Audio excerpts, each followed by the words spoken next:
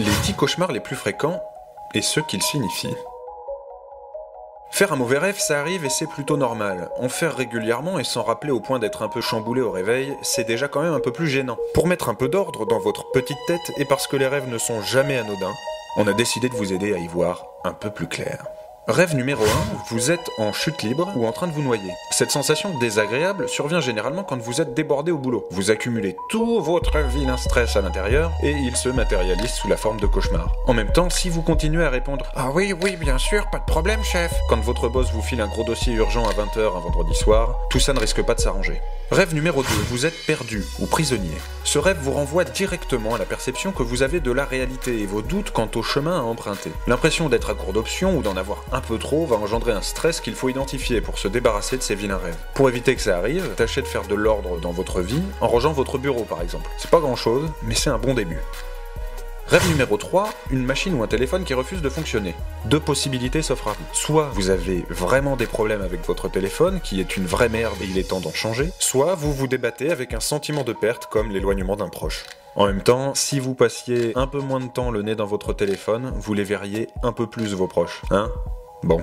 Rêve numéro 4. Vous êtes nu dans un lieu public. Se retrouver à poil par accident est une représentation assez claire de secrets que l'on ne veut pas révéler. Vous ne voulez pas qu'on en apprenne plus sur votre petite personne et ça vous travaille. Une seule façon de se débarrasser de ce rêve, vous assumez pleinement et vous en tamponnez royalement du regard des autres. Et si vous voulez aller au taf à poil, eh ben faites-le. Après tout, pourquoi pas ? Rêve numéro 5. Vous êtes la victime d'une catastrophe. Un rêve de cataclysme est parfois annonciateur d'une catastrophe imminente. Alors, ne vous emballez pas, vous n'êtes pas devin, mais si vous parvenez à cibler l'origine de ce stress potentiel, vos rêves de tsunami cesseront immédiatement. Après, si c'est votre pied, les rêves sur les volcans ou les crashs d'avion, ne changez rien, vos rêves vous appartiennent.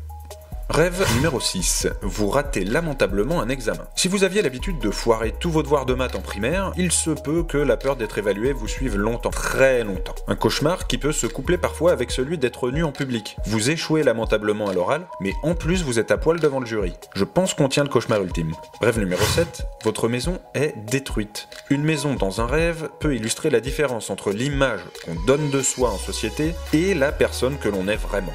Pour être clair, votre maison, c'est vous. Si votre cauchemar montre une destruction ou un vol à l'intérieur de cette maison, dans l'intimité de vos murs, il faut le comprendre comme un sentiment de trahison ou une peur d'être manipulé. Ou bien, votre ex a encore les clés et il faut changer les serrures, et vite. Rêve numéro 8, votre voiture tombe en panne. Comme pour la maison, le véhicule dans lequel vous êtes symbolise votre propre corps, mais avec 4 roues et la fermeture centralisée. Votre véhicule a peut-être une carrosserie impeccable, mais les sièges puent le vieux mégot. Donc essayez de reprendre votre vie en main, ou allez faire un contrôle technique, c'est plus prudent.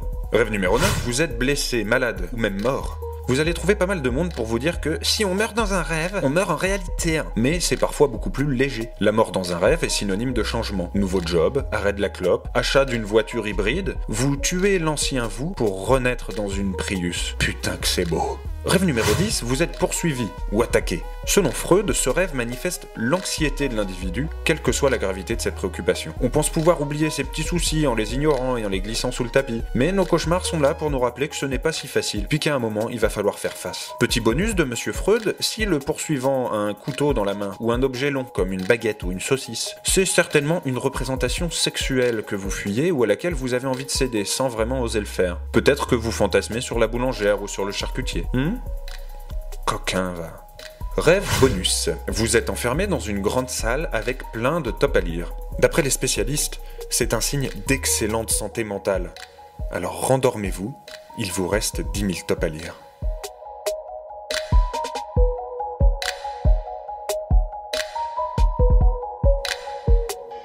Si tu n'es pas un bouffon, clique donc sur ce bouton. Plus on rit, plus on est fou.